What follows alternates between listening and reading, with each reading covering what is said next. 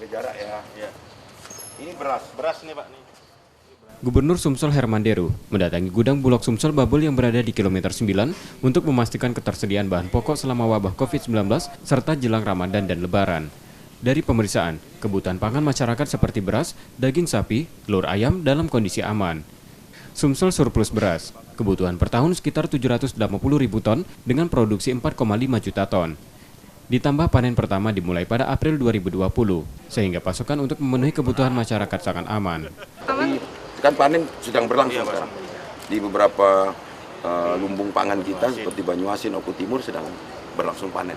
Dan ini akan terus stabil. Dan saya sampaikan juga bahwa stabilitas mental masyarakat Sumatera Selatan juga terjaga, artinya tidak ada ras di sini.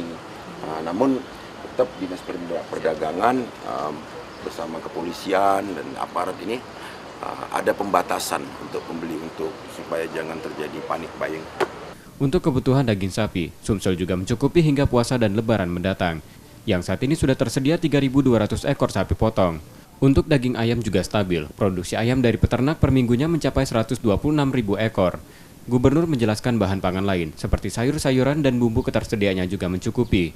Untuk cabai konsumsi masyarakat per tahun mencapai 35.000 ton. Bawang putih masih ada stok dari kementerian yang cukup hingga 3 bulan ke depan. Hal ini penting agar masyarakat Sumsel kebutuhannya tak terputus. Tim Liputan, Kompas TV, Palembang.